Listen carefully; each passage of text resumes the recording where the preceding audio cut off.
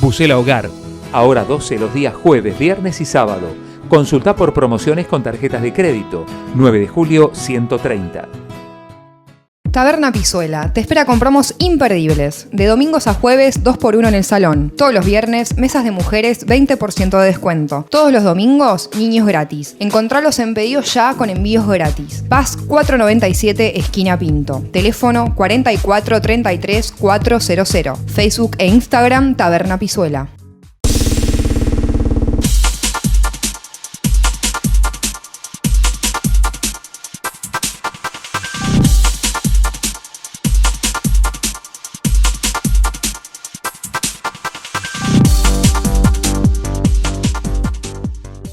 Bienvenidos a una nueva edición de Cuarto Intermedio, el programa de análisis y debate del ECO Multimedios. Tercer programa que tenemos aquí en esta propuesta multiplataforma del ECO Multimedios. Nos están viendo a través de ECO TV, escuchando a través de la 104.1 Tandil FM, siguiendo a través de www.eleco.com.ar y también a través de Facebook Live en nuestra página oficial. Cuarto Intermedio es un programa de análisis y debate. Esta tercera propuesta les vamos a hablar sobre seguridad. Si quizás hacemos una encuesta a nivel nacional, provincial y local y hablamos de cuáles son las principales preocupaciones de los argentinos, de los tandilenses, seguramente haya dos puntos centrales. Uno es la economía y otro siempre presente la seguridad. Por eso vamos a hablar y debatir con un amplio equipo sobre esta mirada y sobre lo que está sucediendo en Tandil. Nos van a acompañar en el programa de hoy Paula Rodríguez por el ECO Multimedios, Gustavo Ballén, concejal del Bloque Integrar, el secretario de Protección Ciudadana, Atilio de la Magiora, y también el titular de la Defensoría Oficial acá en Tandil, el doctor Diego Araujo. Para dar paso a esta temática de seguridad vamos a ver un breve informe y ya empezamos con la temática en cuestión. Seguridad entendida como política de Estado demanda un abordaje desde múltiples perspectivas y no debe agotarse únicamente en la prevención o en la cuestión punitiva. En Tandil, las estadísticas disponibles permiten obtener un panorama sobre la situación actual. Según la plataforma de indicadores locales, en los primeros 3 meses de 2019 hubo un total de 725 hechos delictivos, un promedio de 8 episodios por día. Desde el Ejecutivo advirtieron que, con los datos disponibles, se aprecian curvas descendentes en la actividad delictiva entre 2017 y 2018, cifras que fueron contrarrestadas desde la Defensoría Oficial. Ante la necesidad de organizar y optimizar los programas y las acciones llevadas adelante en materia de prevención y control, el Gobierno creó en 2015 la Secretaría de Protección Ciudadana, que estuvo acompañada con la implementación de una tasa. Bajo su estructura quedaron las direcciones de Protección Ciudadana, de Atención a la Víctima y Defensa Civil, de Control Urbano Vehicular y la coordinación de la Policía de Prevención Local. En términos de políticas públicas, desde la dependencia se pusieron en marcha el Centro de Monitoreo, los programas Asistan, Acceder y la aplicación Alerta Tandil, las acciones para crear el Observatorio Vial, entre otras. Sin embargo, algunas medidas generaron cuestionamientos del arco opositor y pusieron en el centro del debate el funcionamiento del área. Además de la subejecución de los recursos, el contrato en dólares con Cablevisión y el frustrado alquiler del edificio de Pinto al 800 fueron otros de los temas que más debate generaron en los últimos meses. ¿En qué situación se encuentra Tandil en cuanto a seguridad? ¿Cuál es su posición respecto a otras ciudades de la región? Bueno, a través de este informe podríamos ver lo que estaba sucediendo en materia de seguridad en Tandil y los diferentes planteos que se hacen. Atilio, ¿cómo está la ciudad en esta cuestión? Bueno, José, primero muchas gracias por la invitación y la verdad que es un gusto compartir esta propuesta, esta nueva propuesta de EcoTV y además hacerlo también con Diego Araujo, con quien cultivamos una amistad de hace años, incluso hemos hecho algún trabajo profesional en común en algún tiempo cuando éramos más jóvenes. Es cierto. Y también con Gustavo, que bueno, nos conocemos de la profesión, hemos compartido espacios profesionales, etcétera. Bueno, por supuesto con Paula del multimedia, así que quería destacar en primer lugar eso. Yendo a la pregunta, digamos, o a los planteos que se esbozaban en términos generales en la introducción del informe, yo creo que ahí aparecen claramente dos temas absolutamente distintos. Por un lado, la cuestión de seguridad en sí mismo, que obviamente me gustaría poder debatirlo y poder analizarlo en este espacio, y por otro lado, cuestiones absolutamente, diríamos, colaterales al problema de seguridad, porque fundamentalmente se hacía hincapié en el famoso proyecto de la adquisición del inmueble de calle Pinto, a lo que sería el funcionamiento de la Secretaría. Que iba destinado al funcionamiento del centro de operaciones y en general del conjunto de las distintas dependencias de la Secretaría de Protección Ciudadana. Contrato que, como sabemos, se rescindió, el intendente compensó fondos que allí se invirtieron, digamos, para que no sufriera el erario público, etcétera, pero que fue un tema absolutamente atravesado por situaciones de la macroeconomía nacional, digamos, y que la verdad que no le aportan al debate de la seguridad, digamos, en punto a saber si la ciudad es más o menos segura, qué problemática de delictividad o de violencia tiene, etcétera, etcétera. Por lo tanto, digamos, a mí me parece que sería bueno en ese sentido concentrarnos en los temas de seguridad específicamente. No tengo ningún problema en debatir lo otro, pero me parece que tenemos que apostar al problema del análisis de la seguridad. ¿Es una ciudad segura, Tandil? Bueno, yendo a esa pregunta, digamos, en nuestra interpretación, Tandil sigue siendo una ciudad segura. Es más, creo que te diría, y si esto lo pudiéramos consultar o cotejar, digamos, con opiniones de profesionales del área, no solamente de la justicia, sino gente de las fuerzas de seguridad, en los últimos años, y no solamente por la labor de la Secretaría, sino que en los últimos años se ha dado un incremento de los niveles de seguridad en la ciudad, digamos, por muchas razones. Pero para darte, digamos, un dato objetivo, y no es algo que lo diga yo, sino que lo dicen los vecinos, hacia diciembre de 2018, una encuestadora de primer nivel de nuestro país, como es Julio Aurelio Aresco, realizó un relevamiento en distintas ciudades del interior del país, y entre las preguntas que analizaba era justamente la cuestión de la seguridad en los municipios consultados, elegidos, ¿no es cierto? Se tomaron las principales capitales del país, algunas ciudades intermedias de relevancia a nivel país, entre ellas estuvimos nosotros. Voy a tomar 3 preguntas que son de interés para este análisis. Decía la encuestadora, ¿cuál de las siguientes áreas considera usted que es la que necesita atención prioritaria en el municipio? Y las respuestas: en primer lugar, la gente opinó obras de infraestructura; en segundo lugar, mejoramiento de la salud; en tercer lugar, la seguridad. El 28% la primera opción, el 18,5% la segunda, el 16,8% la tercera. O sea, seguridad como el tercer problema percibido por nuestros vecinos, relevado por una encuestadora de primer nivel nacional. Cuando esa pregunta se hacía de manera más específica, digamos, ya no hablando de problemas en general, sino específicamente de seguridad, se le preguntó lo siguiente: si tuviera que evaluar el barrio donde usted vive, ¿diría que es un barrio seguro o inseguro? El 71,9% de los consultados dijo seguro, el 26,9% dijo inseguro. Y una tercera pregunta que está directamente relacionada a esto es la siguiente: el clima social en el municipio donde usted vive, ¿diría que es tranquilo o grave? Tranquilo dio el 69,7% de la población, o sea, una respuesta en línea, diríamos, con la anterior, que decía que seguro es el 71,9%. ¿Ustedes en base a esta encuesta pueden decir que seguro es la ciudad? Bueno, es uno de los elementos, digamos, que te permite, pero, digamos, no es una construcción antojadiza ni siquiera de la consultora ni una interpretación que yo estoy proponiendo. Cuando uno mira las estadísticas oficiales nivel país o nivel provincia, por ejemplo, la encuesta de victimización nacional, la percepción de seguridad que la población tiene en nuestro país es justamente en proporciones inversas a la percepción de seguridad que se da en Tandil. Es decir, el 85,1% de la población considera que es grave la problemática de la seguridad, porcentaje que no se corresponde con los anteriores guarismos que dije cuando se consultaba localmente. Menos de la mitad de la población, 47,6%, declaró sentirse segura o muy segura caminando sola cerca del barrio donde vive, donde nosotros aquí alcanzamos guarismos del 71 y pico %. Quiero decir, hay una dimensión de seguridad percibida por los vecinos que objetivamente nos hacen ver que estamos en presencia de una ciudad que mantiene un nivel de seguridad aceptable. Por supuesto, esto no significa negar que hay fenómenos que suceden, hechos delictivos que suceden, que nos preocupan, que nos ocupan, pero la verdad es que partimos de una base muy, muy buena. Si nosotros además comparamos esos guarismos con los de provincia o ciudades de la región, otra vez volvemos a obtener números muy favorables. En este sentido, sí, para así también Gustavo se suma al debate, sí, ¿cómo ven ustedes también desde el bloque de integrar toda esta cuestión de la seguridad en Tandil y también seguramente de lo que es el manejo de la seguridad? Bueno, gracias José por el programa. Yo también comparto la opinión de Atilio en estar en este lugar juntos, por el respeto profesional que me une al doctor Araujo y también a Atilio, y agradecerle a Paula que también esté de moderadora.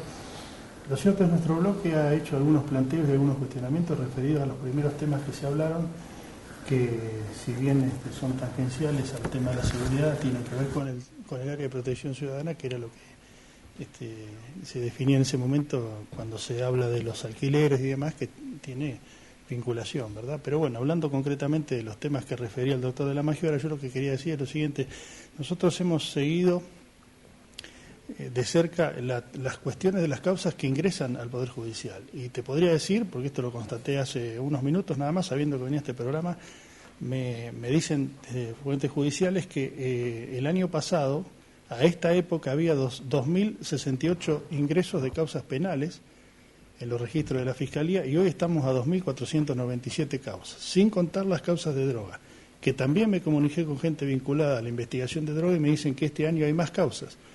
No me pudieron adelantar los números, pero ellos están haciendo la evaluación y presumen que hay más causas de droga también iniciadas este año. Con lo cual creo que este año habría, por estos datos, un incremento del delito.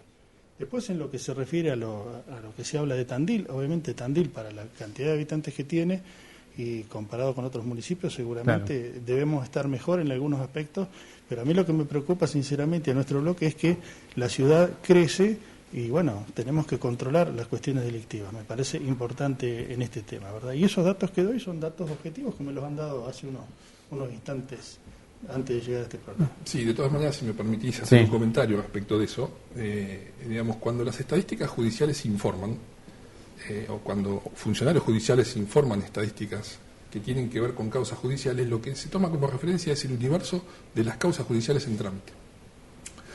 Y como sabemos, lo que se denuncia formalmente en los expedientes es un número bastante inferior de lo que sucede en la realidad. Y esto lo contrasto con lo siguiente: nuestra base de análisis de datos, que es la que se publica en los indicadores locales, que también se referenciaban en el informe preliminar,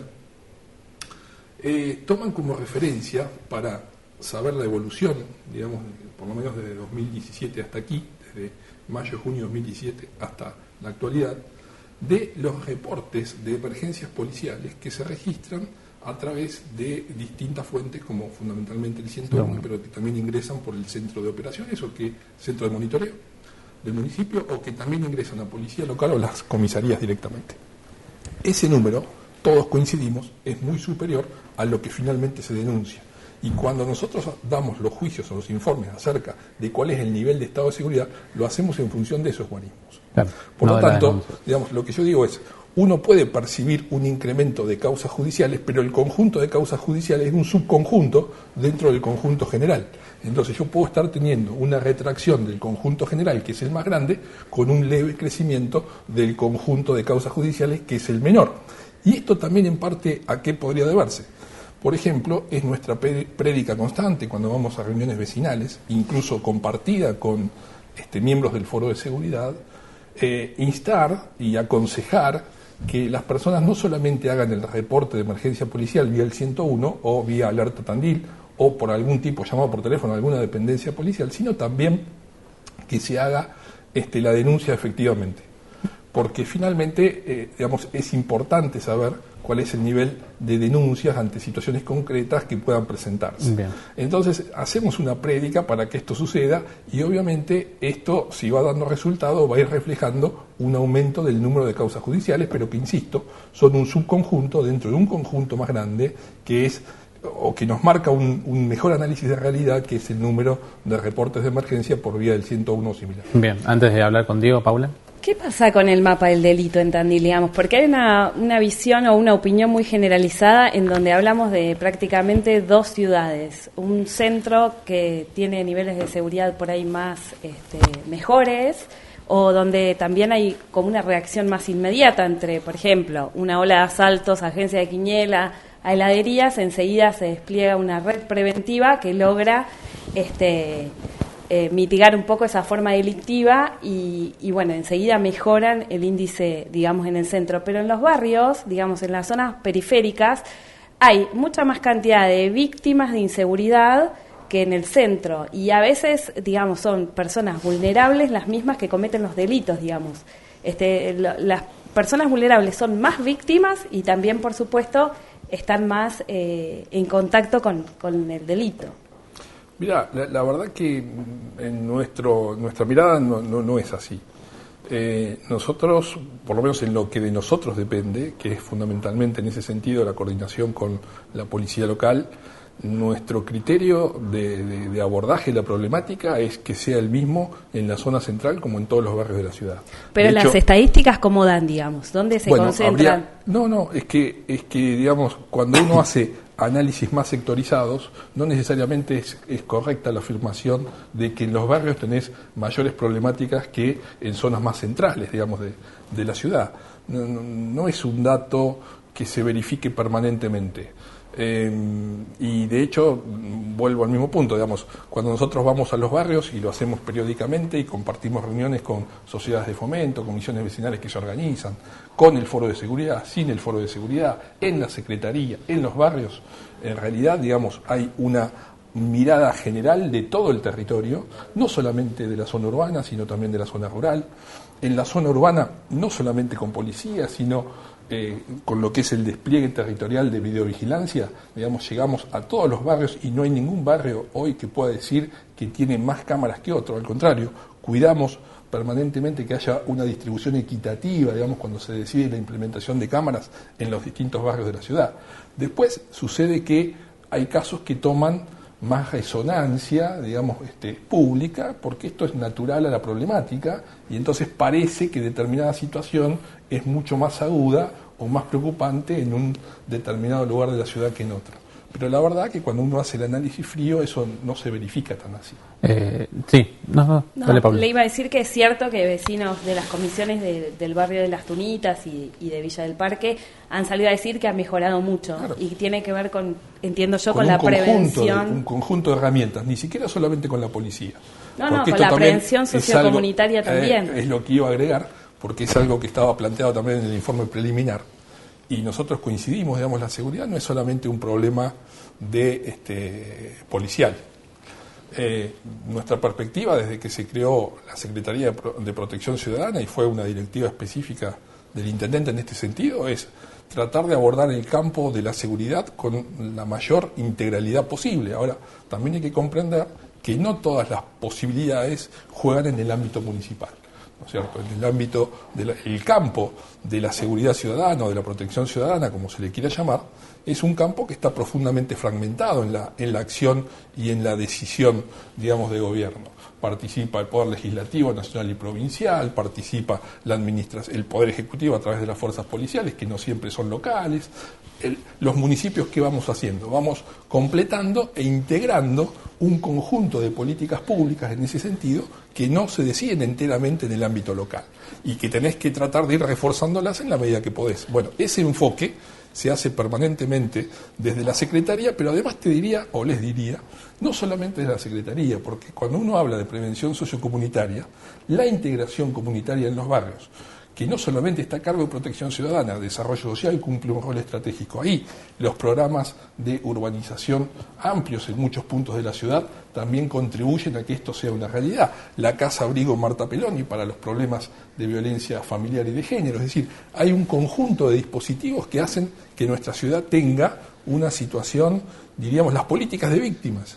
Digamos, nosotros tenemos 2 programas en marcha, que son el programa Acceder, que es para el acceso a la justicia, el patrocinio jurídico gratuito, digamos, para decirlo más breve, a favor de las víctimas de delitos de violencia de género, de los más graves, y el programa Asistan de compensaciones económicas para también víctimas de violencia de género, de los delitos más graves, siempre que sean personas en condición de vulnerable, ¿no? Socioeconómica vulnerable, que han sido programas de vanguardia, es decir, el programa Acceder existe municipalmente antes de que el Estado Nacional aprobara el Estatuto de Víctimas. Y nosotros tenemos ahí muchos de los instrumentos que tiene la Ley Nacional de Protección de las Víctimas. El programa Asistan no hay un programa igual ni siquiera a nivel nacional, y no lo tiene ningún municipio de la provincia de Buenos Aires. En ese aspecto, Atilio, hay críticas en cuanto a la cantidad de gente que accede a los programas. Bueno, pero ¿Cuántas personas críticas, accedieron en 2018? Pero, Paula, son críticas desde el punto de vista de la perspectiva de la concepción del programa, no de la perspectiva de que alguien decida no incorporar a la persona al programa. No, por ahí falta de difusión, no, incluso. No. Digamos, en general, todas las personas que han solicitado el ingreso y han estado dentro de las condiciones de acceso han sido incorporadas a los respectivos programas. Asistan o acceder. Ahora, lo que hay es un debate acerca de cuál es el alcance que debe dársele al programa. Nosotros siempre hemos tenido una mirada en el sentido de que no son programas universales. O sea, que no están abiertos a todas las personas. Quienes nos dirigen críticas en este sentido, lo que plantean detrás de su crítica es que el programa tendría que ser universal. Pongamos un ejemplo, que cualquier mujer víctima de violencia de género tendría que poder acceder al programa por la sola condición de víctima. Y ahí donde nosotros hemos puesto algunos reparos, digamos, en este sentido. O que cualquier víctima de delito, por la sola condición de víctima, podría acceder a alguno de los programas. Y nosotros decimos, no, tiene que justificar una condición económica que amerite una ayuda municipal, un esfuerzo presupuestario municipal para atender esa situación. Bien. Tiene Entonces, que ver con los recursos, asociadas, con la escasez de los recursos, digamos. y, bueno, con la limitación más que escasez. Finalmente, digamos, cuando debatís estos temas, estás debatiendo también posibilidades presupuestarias. Y ahí solamente. vamos a lo primero, digamos, a lo que decías al principio, de cuando hablábamos de del alquiler, que por ahí las cuestiones macro no lograron concretar el proyecto, o el contrato en dólares con Cablevisión. Porque ahí, digamos, uno cuando tiene una responsabilidad en la administración de los recursos también está dejando recursos para otro tipo de programas, otro tipo de acciones. Sí, está bien, pero lo que prima es cuál es el concepto de política pública que querés desarrollar y quiénes son los destinatarios de tu política. Digamos, nosotros no hemos tenido un criterio de destinatario universal. Por lo tanto, no tengo esa contradicción. Digamos, ¿se entiende? No es un problema estrictamente de asignación de recursos en la aplicación. En todo caso, la asignación de recursos es una consecuencia de la amplitud de los programas. Es más, cuando estos programas se impulsaron, los dos proyectos por los que ahora se dirigen críticas a Protección Ciudadana no estaban. Por lo tanto, no están ligados, digamos, en sí mismos a la cuestión presupuestaria. Ahora, antes de seguir ahí, vamos también a invitar a la charla a Diego, también con una mirada desde otro sector, que no es el legislativo ni el ejecutivo, sino que es el Poder Judicial. Sí. Bueno, Tandil tiene una conformación socioeducativa, económica y productiva muy particular que la ha distinguido de otras ciudades en forma histórica. Y eso lo ha colocado en una situación, diría, distinta con relación a otras localidades que por ahí las situaciones de inseguridad se han vivido con mayor crudeza. Como que se ve mejor. Se ve mejor. Eso es histórico y tiene que ver con la propia conformación local. Sin perjuicio de ello, decir que Tandil es una ciudad segura es una falta de respeto a los permanentes sectores que son víctimas de delitos. Y yo lo que advierto, lo que dice Paula es real. Hay los sectores más vulnerables suelen ser los más afectados por los hechos de inseguridad. Dos cuestiones con relación a las encuestas, ya sean encuestas estadísticas o encuestas de opinión. Las encuestas estadísticas, los números son importantes, pero no pueden interpretarse de manera absoluta. De ninguna manera, porque no alcanzan a reflejar la totalidad de los casos que suceden. Hay, obviamente, parámetros que se pueden utilizar, parámetros comparativos. Si uno utiliza esos números estadísticos de producción de delito o de causas iniciadas en cada departamento judicial, efectivamente vamos a ver que ha habido desde el año 2015 a la actualidad un ascenso de cantidad de causas, de hechos delictivos iniciados en la localidad de Tandil. Es cierto, como dice Atilio, en el año 2017 hubo un pico importante de producción del delito que bajó en el año 2018, y hoy también es cierto lo que dice Gustavo Ballén, que se advierte nuevamente un incremento de la actividad de causas iniciadas en la ciudad de Tandil, comparativa con los niveles en principio del año 2017. Insisto, son números que tienen que ser analizados con mucho cuidado porque son el reflejo de una parte de la realidad. Hay innumerable cantidad de hechos ilícitos que no se denuncian, hay instrumentos que permiten medir precisamente esas cifras negras de producción del delito y la que refiere a Atilio es una de ellas, pero no es la única. Lo que no puede ignorarse es que comparativamente, si nosotros tomamos como un valor de referencia la cantidad de causas iniciadas en el Departamento Judicial de Azul y específicamente en lo que es la ciudad de Tandil, el delito ha sufrido un incremento en términos relativos, tomando un periodo de tiempo mucho más largo que la simple variación interanual, que sería por lo demás absolutamente insuficiente para dar cuenta de la realidad que acontece en el ámbito delictivo. La segunda cuestión que tiene que ver con las encuestas de opinión, nuevamente muchas veces hay que confrontarlo con la realidad. Y nosotros vemos constantemente cómo a través de los medios masivos de comunicación, específicamente hace muy poquito, vecinos del barrio de Las Turillas se quejaban precisamente por esa sensación que viven de inseguridad a través de distintos hechos delictivos. Algunos pueden ser hechos delictivos menores, otros de mayor envergadura, pero también esa sensación está presente. Y está presente también en otros barrios de la ciudad.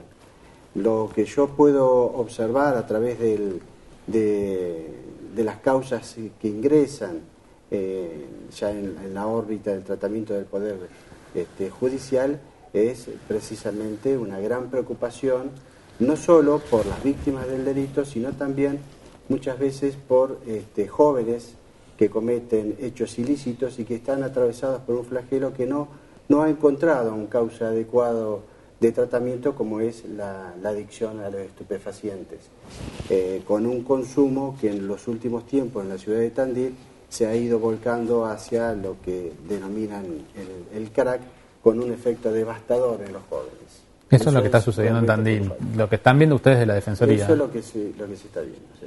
Bien. Sí, de todas maneras, bueno, insisto, digamos, los números de causas no son contradictorios con los informes estadísticos que nosotros manejamos y que maneja la estadística local, porque vuelvo a plantear lo mismo. La causa es un subconjunto del conjunto de hechos. Luego tenés los hechos que se reportan, que son un conjunto superior, y los que nunca se van a reportar, que son los que se conocen como cifra negra, que normalmente se manejan a través de las encuestas de victimización. Bueno, eso es el instrumento que en los distintos países y que incluso organismos internacionales recomiendan utilizar. Segunda cuestión, cuando se habla de incremento, pero déjame aclarar esto porque me parece importante, cuando se habla también de incremento de causas judiciales, tenemos que distinguir causas de qué. Porque cuando se habla de seguridad ciudadana, la problemática de seguridad ciudadana está ligada específicamente a algún tipo de hechos en particular que son los que repercuten socialmente de manera negativa. ¿Como cuál? ¿Robo? ¿Asalto? Básicamente los delitos contra las personas sí, y los delitos, más y los delitos contra la propiedad. Delitos de abusos sexuales, delitos contra la propiedad, homicidios. Claro, pero son un conjunto, digamos. Si uno mira el conjunto de delitos del Código Penal, y te vas a encontrar que cuando uno cuenta las causas judiciales, va a tener causas judiciales a lo mejor por libramiento de cheques sin fondo. Por decir un ejemplo, va a tener causas judiciales por estafa, va a tener causas judiciales por usurpación. ¿Pero eso no es inseguridad o...? Son delitos, pero que tienen otra consideración en el planteamiento de la política de seguridad. Digamos, nadie define una política de seguridad por un problema de libramiento de cheques sin fondo. ¿Sí? Los delitos que se analizan, los hechos que se analizan en materia de seguridad ciudadana son los que tienen que ver los hechos violentos contra las personas y contra la propiedad. Ese es el ámbito que uno tiene que medir y analizar.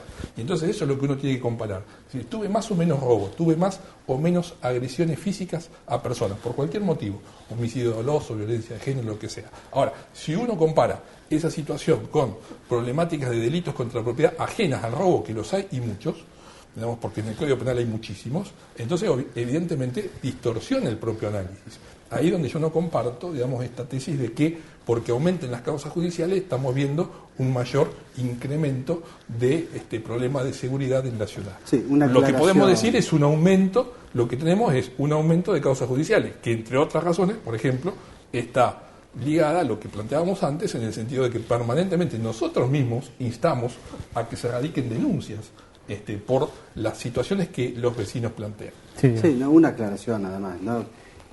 Todo lo que se puede decir no va en detrimento de la gestión que pueda tener el intendente Lunghi, ni siquiera Atilio en su performance como titular de la Secretaría.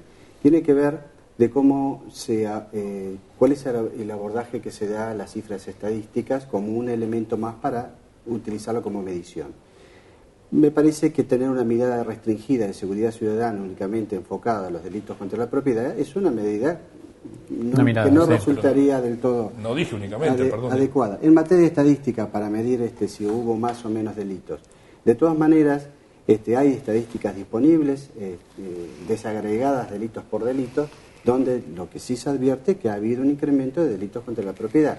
Pero digo, enfocar solamente el éxito o el fracaso de una gestión en materia de seguridad al ámbito local sería también una cuestión absolutamente desproporcionada y absolutamente inadecuada.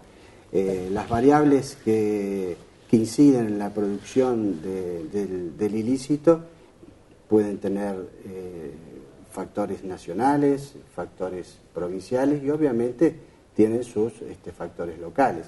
Pero el universo de producción de hechos ilícitos es muchísimo mayor y la actividad que puede realizarse desde el ámbito local se encuentra también acotada a lo que puede realizarse desde la localía. Pero hay variables que son absolutamente independientes, de las cuales uno puede tener una escasísima incidencia. Gustavo. Sí, comparto lo que decía Diego Araujo.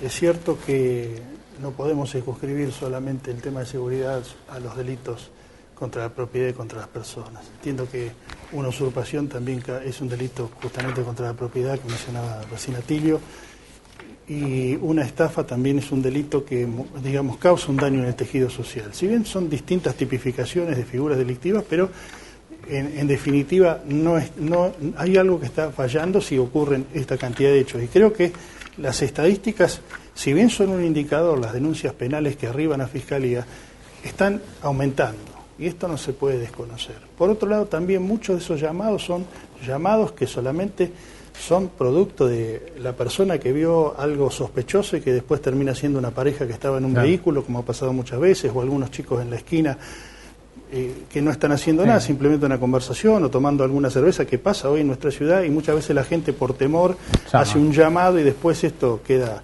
desbaratado cuando arriba un vehículo policial y se dan cuenta que no hay ninguna situación delictiva. Y también hay hechos que no se denuncian, que también esto hay que tenerlo en cuenta.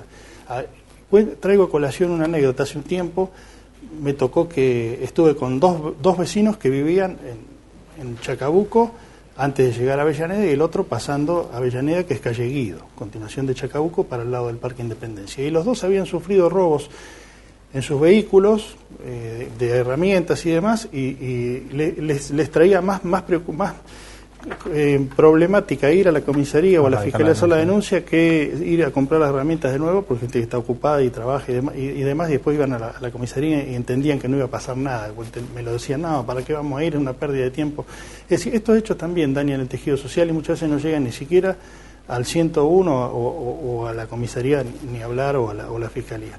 Entonces me parece que yo lo tomaría como un indicador para tener en cuenta. Si bien, como dice Diego, es relativo, no deja de ser para tomar cuenta de esto, porque evidentemente ha aumentado en relación a otros años la cantidad de ingresos de causa. Y por otro lado, entiendo también que esto no es un problema solamente local, esto es un problema que tiene que ver con cuestiones nacionales y provinciales.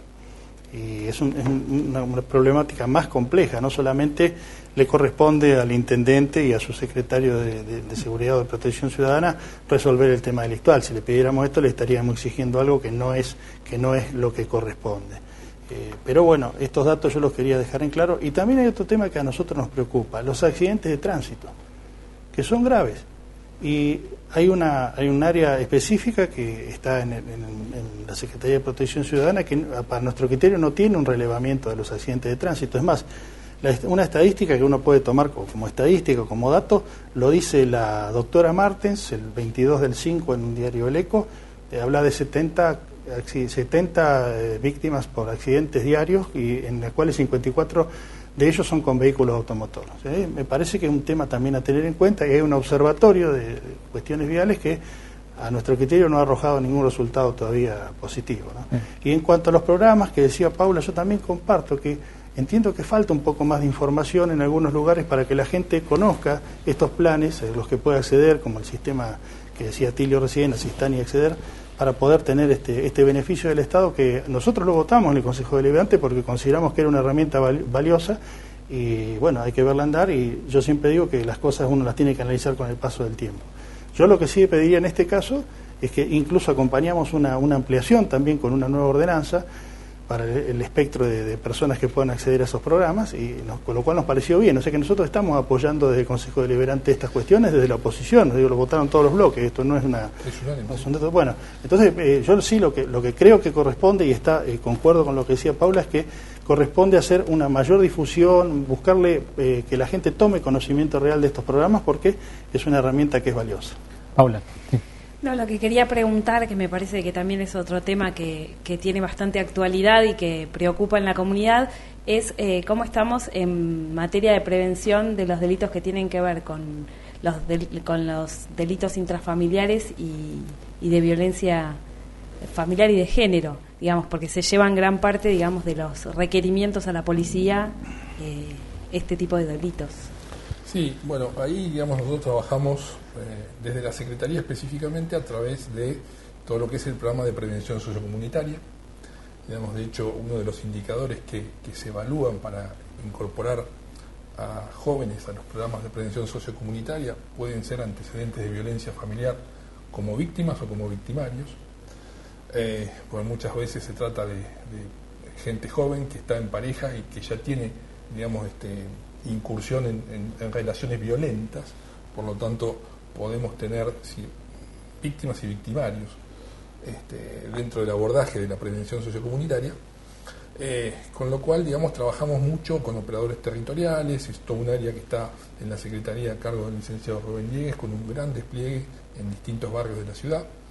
Y la otra gran práctica, digamos, o pata, digamos, de la cuestión en el ámbito específicamente municipal, es todos los programas y la intervención que la hacemos también en conjunto con la Dirección de Políticas de Género y Diversidad Sexual, ¿no? Donde de manera todavía mucho más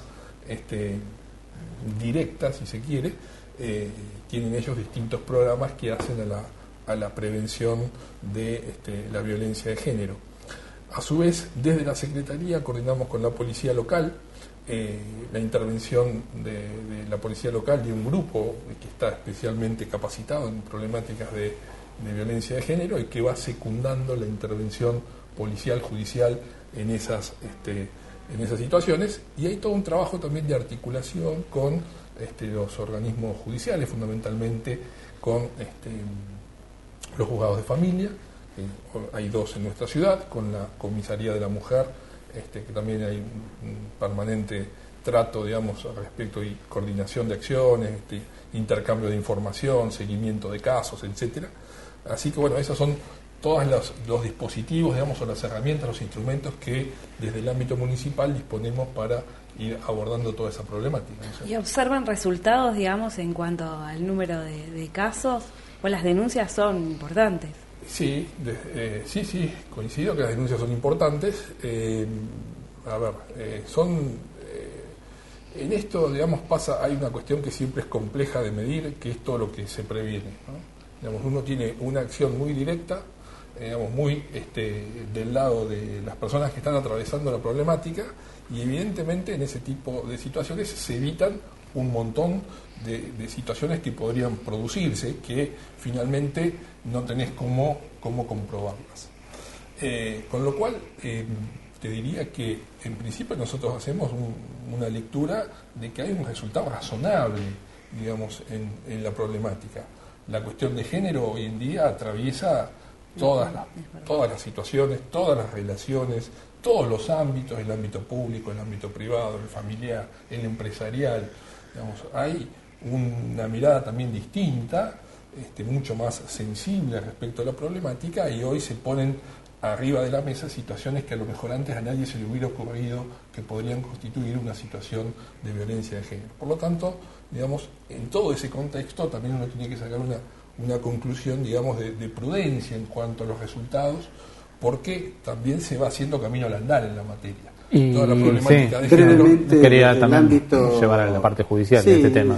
Brevemente, del ámbito de los poderes públicos de las provincias también ha habido un avance en tratar de crear ciertas estructuras que atiendan a la problemática de género, la Comisaría de la Mujer en su momento, los 2 juzgados de familia, la Secretaría de Violencia, que depende del funcionamiento de los agentes fiscales de aquí de Tandil, quienes a su vez se están capacitando con una mirada de género, lo cual todo ello conlleva un mejor tratamiento de la cuestión, que por sí es muy complejo, de muy difícil abordaje, y en términos generales, como participa de los mismos condicionamientos en materia de seguridad, que son multicausales, y tienen que tener necesariamente un tratamiento integral e interdisciplinario. Vos decías, recién hablabas de la droga, y el tema de la violencia de género también se ve bastante en lo que es el órgano judicial. Sí, en forma no vinculada uno con otro. Sí, se ve mucho.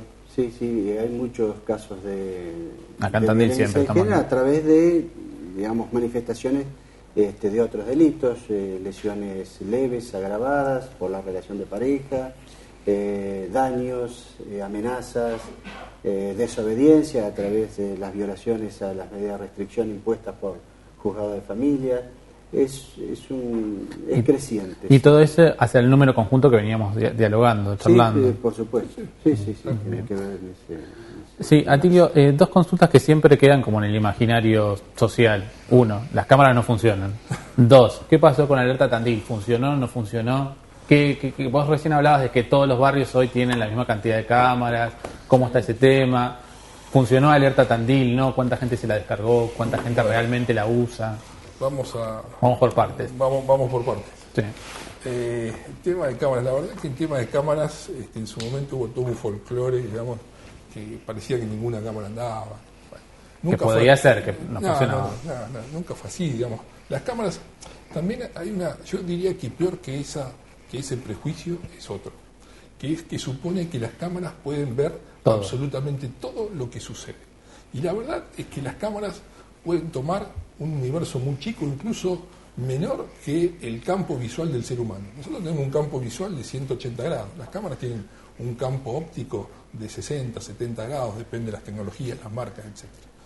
A su vez, las cámaras tienen limitaciones que vienen de la luz, la luminosidad. No es lo mismo la cámara con luz diurna que luz nocturna. No es lo mismo si la encandila un auto de frente que no, si el alumbrado público, si una cartelería en la calle, la sombra de un árbol o el obstáculo que genera el arbolado público. Y obviamente no podemos talar los árboles de la vereda para que la cámara vea, digamos. O sea, hay un montón de situaciones en las que parece ser que la cámara tiene que resolver absolutamente todo. La cámara es un aporte importante desde el ámbito municipal, es un aporte importante, muchas causas judiciales, muchos hechos se esclarecen, digamos, en función de los aportes que se hacen desde el centro de monitoreo, pero obviamente tienen limitaciones como estas que venimos mencionando. Hoy en día tenemos 361 cámaras conectadas a red de fibra óptica, 9 cámaras autónomas que ha desarrollado el Instituto Pladema de la Facultad de Ciencias Exactas, que le llamamos autónomas porque trabajan por fuera de conectividad de red de fibra óptica, trabajan aisladas, solas. Tenemos 9 en funcionamiento, son 361 y 9, 370.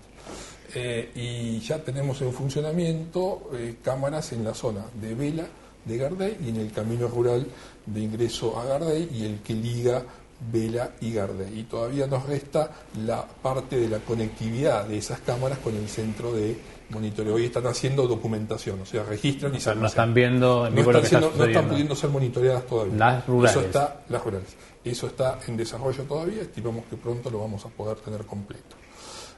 Con lo cual vamos a estar llegando a unas 409, 410 cámaras cuando tengamos todo el circuito completo. En realidad las cámaras ya están funcionando en BLR. Lo que hacen es almacenamiento. Es decir, si uno detecta o se sabe que hay una situación delictiva, violenta en alguna de las localidades, hay que ir hasta el centro de monitoreo que cada localidad tiene, digamos, y bajar las imágenes desde ahí. No se puede hacer un monitoreo en vivo, en tiempo real, online, todavía. ¿Cuántas personas, Atilio, monitorean esas 370 cámaras por turno? Me queda Alerta Tandil y seguimos. Estaba vinculada la pregunta. No, está bien, por supuesto. Alerta Tandil estamos con 3.000 al día de hoy, lo chequeé antes de venir, así como hizo Gustavo, que hizo los deberes y antes de venir consultó. Yo antes de venir también miré el número de usuarios registrados de Alerta Tandil, estamos en 3.015 usuarios registrados. ¿Es mucho poco para una ciudad de casi 130.000? Bueno, es difícil saber si es mucho o poco, menos porque mucho o poco respecto de qué, pero nosotros obviamente aspiramos a que haya mayor cantidad de personas que se registren, que carguen la aplicación. En el último tiempo ha ido creciendo quizá a mayor ritmo que con anterioridad, incluso también de la mano de reuniones con sociedades vecinales, comisiones vecinales, etcétera, a las que permanentemente les mostramos cómo funcionan, hasta se los hacemos cargar nosotros prácticamente. Y la verdad que cuando lo usan, después nos llegan los reportes de los propios vecinos que nos llaman, nos dicen, bueno, funciona bien, qué bueno, estamos contentos, la usamos y la policía vino rápido. A nosotros nos permite tener un mejor control de los eventos, porque sabemos cuándo se produce el reporte, cuándo se lo avisa a la policía, cuándo la policía llega al lugar. Podemos hacer un seguimiento de mayor calidad que si la emergencia policial se canaliza directamente de manera telefónica. De manera que, y estamos haciendo campañas, se hicieron campañas de difusión de Alerta Tandil intensas por redes sociales últimamente, y bueno, el número que tenemos es el número de gente que ha decidido, digamos, incorporarse al sistema. Obviamente apostamos a que haya más cantidad de gente en el sistema, nos gustaría que así sea, no tiene límite de usuarios, podría estar toda la ciudad incorporada, pero bueno, ahí necesitamos que los vecinos también nos ayuden adhiriéndose, digamos, a la plataforma. Lo que preguntaba Paula. Bueno, tenemos turnos, digamos, el centro de operaciones trabaja con 3 turnos de supervisor y operadores del centro de operadores de cámaras. ¿Que son policías o no? No, son operadores. Hay un nexo policial en el centro de operaciones, pero los que operan las cámaras no son policías. Es personal municipal que ha ido siendo entrenado, digamos, para el trabajo específico. Y perdóname, me perdí. ¿Cuántas personas por turno miran las 370 cámaras? Y tenemos 14 personas por turno, y tenemos el personal policial, diferenciado el personal que administra Alerta Tandil y el supervisor. Ahí eso es lo que podemos tener por ahora. Necesitamos tener más, pero necesitamos más espacio. El espacio era justamente uno de los puntos clave del proyecto de ampliación de la sede de lo que es el centro de operaciones, que bueno, ahora ya sabemos se va a hacer en el edificio proyectado para calle Belgrano al 900, entre Paz y Santa Marina, ¿no? Hoy funciona mejor el sistema de videovigilancia como método preventivo o como apoyo a la justicia cuando requiere imágenes para el esclarecimiento de delitos. Como documentación está teniendo mucha utilidad. O sea, documentación sería la segunda función que vos mencionás, digamos, esclarecimiento. Y preventivo te diría que también. Nosotros vemos permanentemente la coordinación entre el centro de operaciones y la policía, donde se le pasa reporte inmediato, se detecta, digamos, muchas de las situaciones que se dieron hace un par de meses en zonas de Tunitas o alrededores, muchas de ellas fueron advertidas por los operadores y puestas en conocimiento rápidamente, obviamente, de las autoridades policiales, que generaban la aprehensión de la persona, digamos, involucrada en el hecho, y de ese tipo de situaciones los vemos a diario. Así que, digamos, yo creo que las dos facetas son interesantes.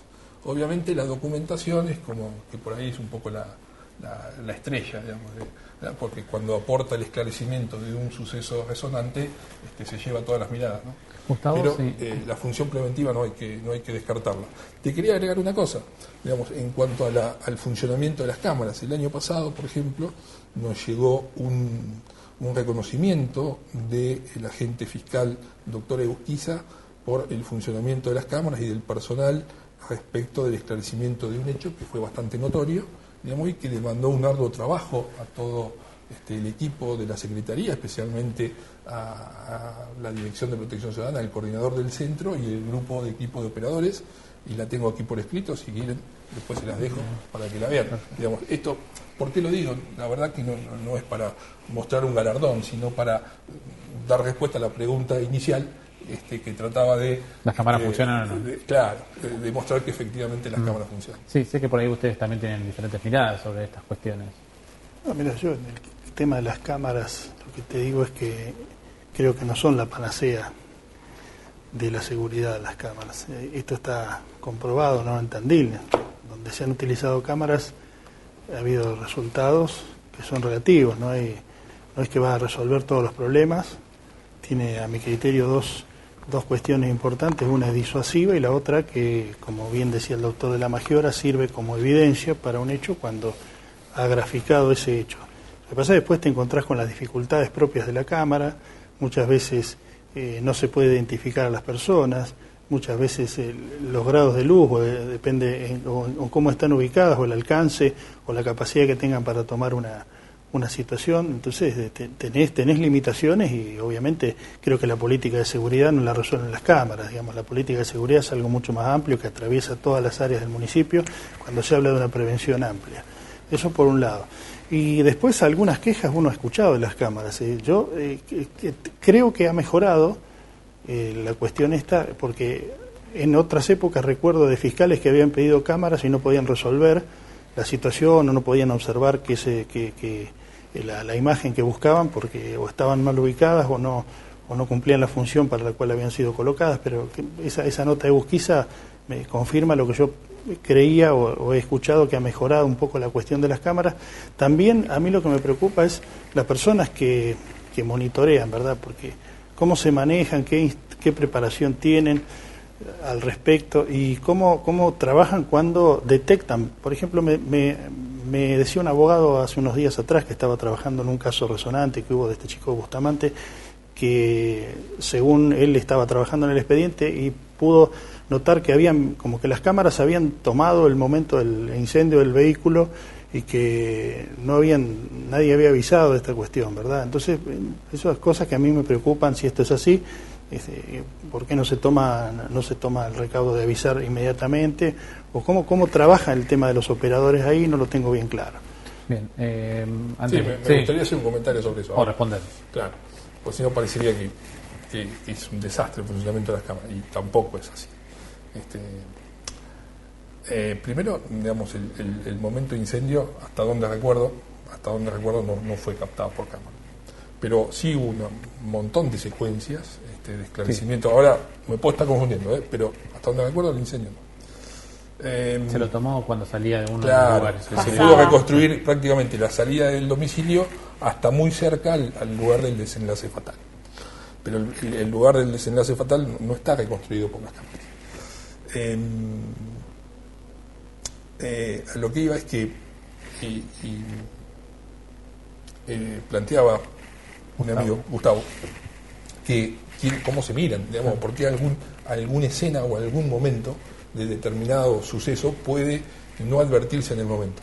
Por una razón que es bastante simple, digamos, un operador trabaja en una simultaneidad de imágenes en sus monitores y tiene que estar mirando pantallas que están divididas de acuerdo a los momentos y a las necesidades que el operador está evaluando en ese momento, 4 o 8 pantallas al mismo tiempo, digamos, 4 o 8 sectores de pantallas al mismo tiempo que representan imágenes que toman cámaras. Obviamente, si está concentrado en un sector de la pantalla y un episodio está sucediendo en la cámara que está en el ángulo superior del hecho, posiblemente quede inadvertido en ese primer momento.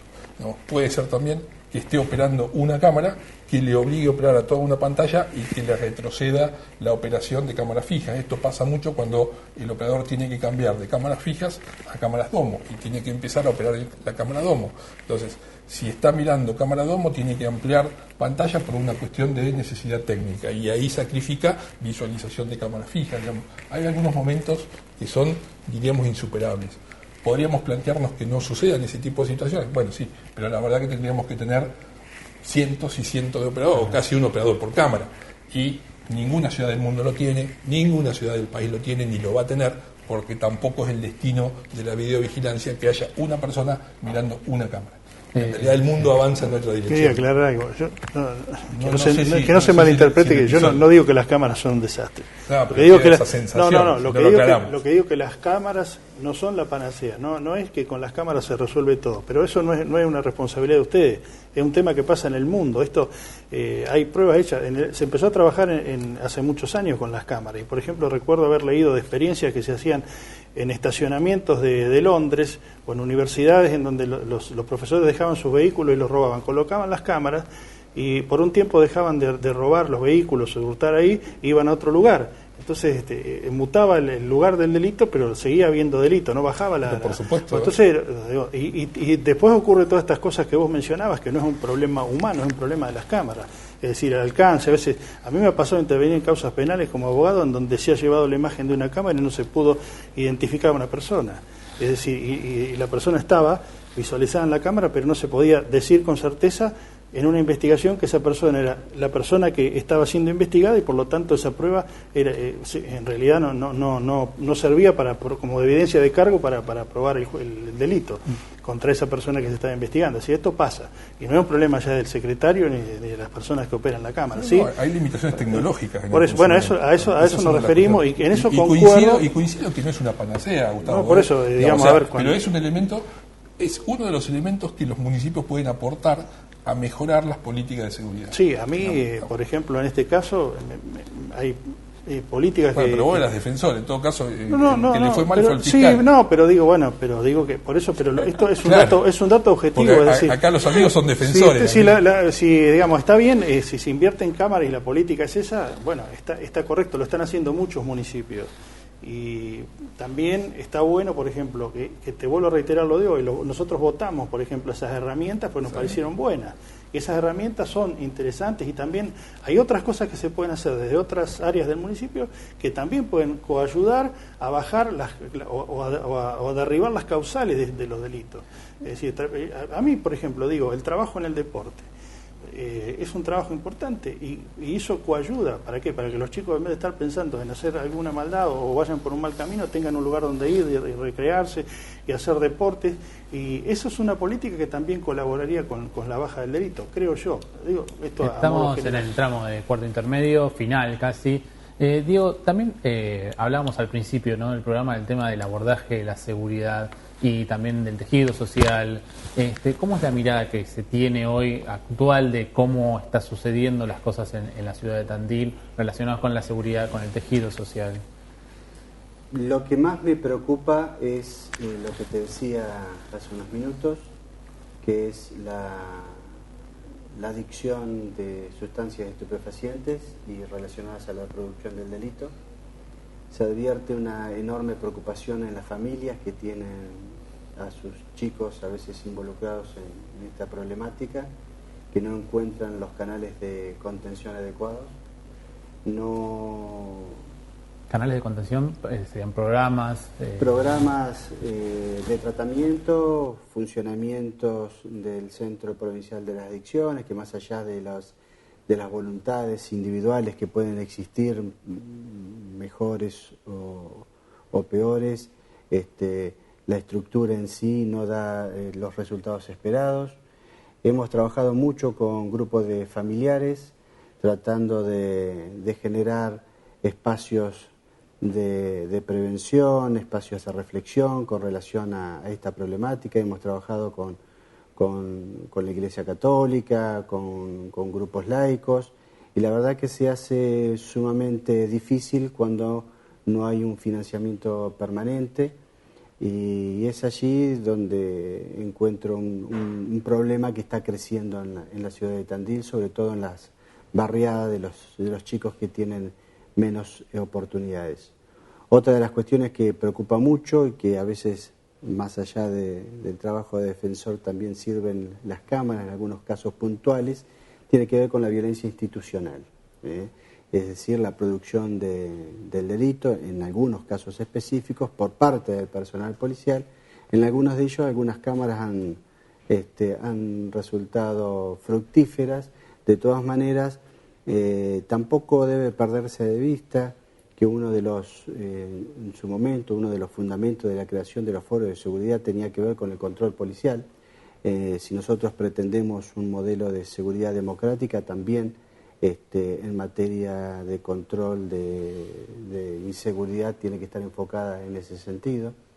Y me preocupa muchísimo la situación que tiene también coletazos en materia de inseguridad, la situación que se vive en las cárceles. Las cárceles están absolutamente colapsadas, los cupos de cada unidad penitenciaria se encuentran absolutamente sobrepasadas. Nosotros en el Departamento Judicial tenemos varias unidades penitenciarias, algunas de ellas han duplicado la capacidad de alojamiento, como la unidad 17 de Urdampilleta. La más cercana que nosotros tenemos, la unidad 37, también tiene problemas de superpoblación. La unidad 7 y la 52 de mujeres también tienen la misma problemática. Y eso incide también en las oportunidades de trabajo dentro de las unidades, el tratamiento de salud. También incide incluso en cuestiones que tienen que ver como que no deberían existir, pero que es la falta de camas y de colchones.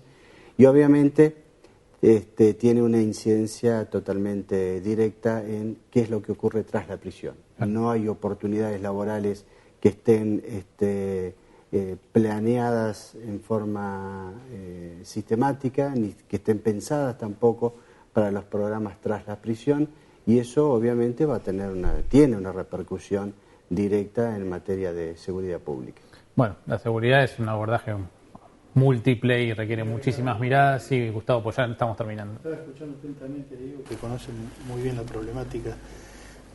Es cierto lo que dice, y te lo puedo graficar con datos reales. Hace un tiempo, en unos expedientes que teníamos en mi estudio, hay personas que cometen un hecho vinculado a droga y cuando se les da la salida, porque cumplen una parte de la pena en base a un beneficio carcelatorio, tienen una posibilidad de salir, que lo habilita la ley de ejecución penal, y se les da una serie de pautas que tienen que cumplir. Una de ellas es la asistencia al psicólogo. Obviamente estas personas eran personas muy de bajos recursos, personas humildes, y en ese momento asisten al CPA y no les daban la atención psicológica que correspondía, no tenían posibilidad de hacerlo. Entonces teníamos problemas con el expediente de ejecución, porque obviamente el juez controlaba este incumplimiento y había que estar explicando permanentemente los problemas que tenían estas personas con las asistencias que corresponde darle al Estado, ¿verdad? Porque los enviaban a ese lugar y en ese lugar no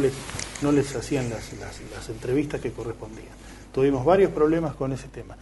Y también comparto plenamente lo que dice de las cárceles. Las cárceles están en un gran problema. Y esto ya no es un tema del doctor La Maggiora, porque por eso, como muy bien explicado hoy Araujo, esto tiene varios niveles. Esto es un tema de provincia fundamentalmente. Y hay programas, por ejemplo, quiero contarlo esto porque esto es de Tandil y también de otros lugares. El rugby en las cárceles, que está funcionando muy bien, por ejemplo, como una manera de llevar un deporte y que esto sirva para colaborar con la resocialización, que también es importante, porque esta persona después va a salir y si en el penal no tuvo la posibilidad de trabajar, la posibilidad de hacer un estudio, sale más complicado o peor de lo que ingresó. Y muchas veces vuelven a incurrir en el delito. Si tienen otras posibilidades, esto ayuda. Y yo he hablado bastante con estas personas que están en este programa y han detectado que las personas que están pasando por este programa de rugby en las cárceles, están, cuando recuperan su libertad, obrando bien, están recuperándose en la mayoría de los casos y están tomando una vida como corresponde, sin volver a cometer hechos delictivos. Con lo cual esto es importante, pero lo que quiero dejar claro es que este programa no cuenta con financiamiento. es muy poco lo que se le acompaña del Estado, y son personas que lo hacen motu propio y ponen dinero de su bolsillo. Estas son las cuestiones que uno no entiende a veces del Estado, que estaría bueno que el Estado acompañe estas iniciativas, porque la verdad es que a veces la gente dice, bueno, son presos, pero la realidad es que están con nosotros. Bueno. Entonces hay que buscar herramientas para mejorar esa situación. Totalmente. Porque que sean presos, después cuando salen a la calle, digamos, están con nosotros, viven con nosotros. Es una realidad con la cual vamos a convivir siempre. Y es una línea de trabajo para nosotros también ir avanzando en esa perspectiva dentro de lo que se puede hacer de la perspectiva municipal.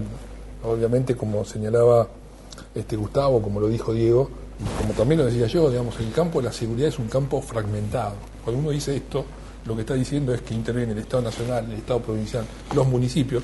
Para los municipios es un tema de los últimos 10, 15 años. Sí, tampoco para un tema de municipio siempre. También es bastante reciente el involucramiento. Yo diría que no es tan reciente, pero digamos, a nivel municipal, en Argentina, la cuestión de la seguridad es de los últimos 15 años, básicamente. Digamos, antes era una cuestión prácticamente reservada a nación y provincia. Con todo, digamos, provincia ha iniciado toda una reestructuración del sistema de patronato de liberados. Digamos, hay un proyecto bastante ambicioso en ese sentido. Desde la Secretaría tenemos una línea de articulación con el patronato de liberados local. Tratamos de hacer algunos abordajes y de dar algunas posibilidades de incorporación al ámbito laboral o al ámbito de los microemprendimientos cuando estas posibilidades están concretas y es posible desarrollar un proyecto. En fin, digamos, estamos también atendiendo a esa parte de la problemática. Obviamente hay dificultades en el servicio penitenciario, lo ha descrito muy bien el doctor Araujo, Diego, que coincido, digamos, hay dificultades en ese sentido. La provincia ha encarado un proyecto de inversión, digamos, bastante ambicioso también en esa perspectiva. Bueno, obviamente es un tema en el que siempre hay que seguir trabajando. Bueno, como decíamos, abordaje que requiere muchas cosas, la justicia, el ejecutivo, también el legislativo, este tema de seguridad en cuarto intermedio. Les agradezco a todos por haber venido, y nosotros nos veremos el próximo jueves en una nueva edición de Cuarto Intermedio.